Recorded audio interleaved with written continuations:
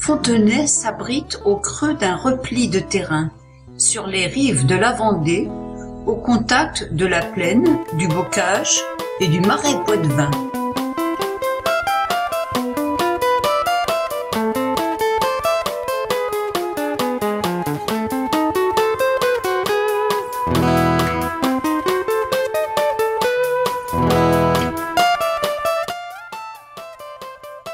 Ce sont des vestiges du Moyen Âge.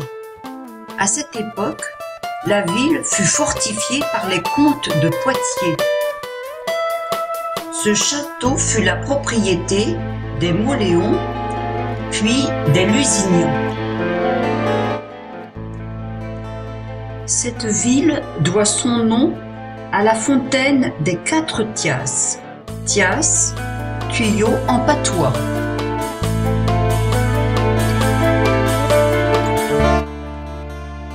Construite en 1542, elle porte la devise donnée à Fontenay par François Ier: Fontanacum Felicium Ingeniorum Fons et Scatorigo, c'est-à-dire fontaine et source de beaux esprits.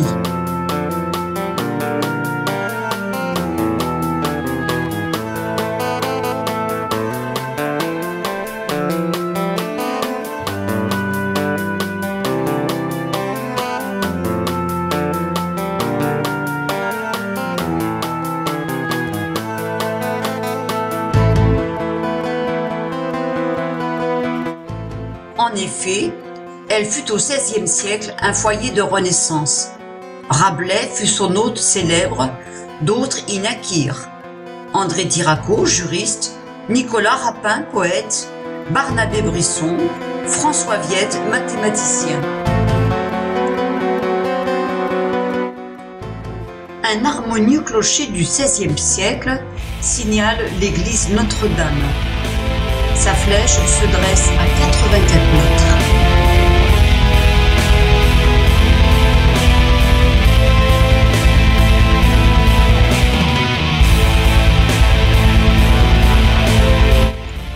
De l'édifice roman du XIe siècle, il ne subsiste que la crypte. Sur cette calme place se trouve la statue et la maison du général Belliard qui sauva Bonaparte à Arcole en lui faisant rempart de son corps. Sur un côté de cette place s'alignent 5 intéressantes maisons bâties par l'architecte Morisson sous Henri IV.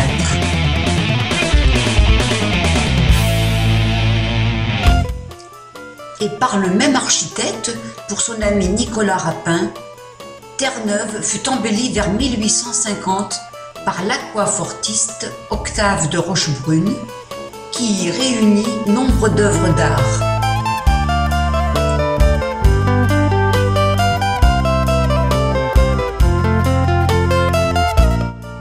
Les statues des Muses, un porche provenant du château de Coulonges-sur-Lotise, des inscriptions composées par Rapin décorent les murs.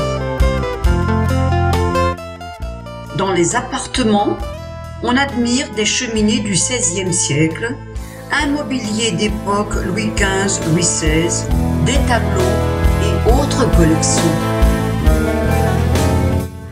Ce bâtiment, qui abrite une école de musique, fut à l'origine un couvent de sœurs fondé par Jeanne de l'Estonac. Au début du siècle dernier, ce fut le collège Viète, du nom du célèbre mathématicien fontenaisien, inventeur de l'algèbre. Nous découvrons une remarquable porte d'entrée, celle de l'hôtel de la famille Villeneuve-Esclapon.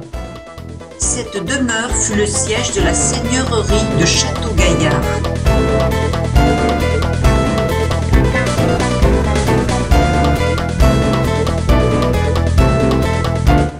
L'hôtel de la Sénéchaussée fut construit vers 1545 au pied du château.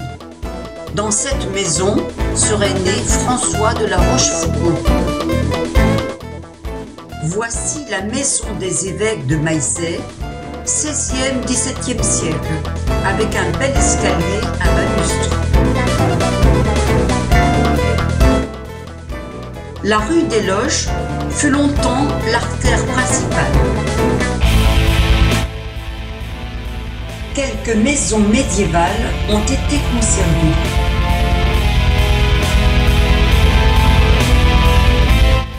De la place Viette, qui surplombe la ville, on jouit d'une belle perspective sur les rues Georges Clemenceau et de la République.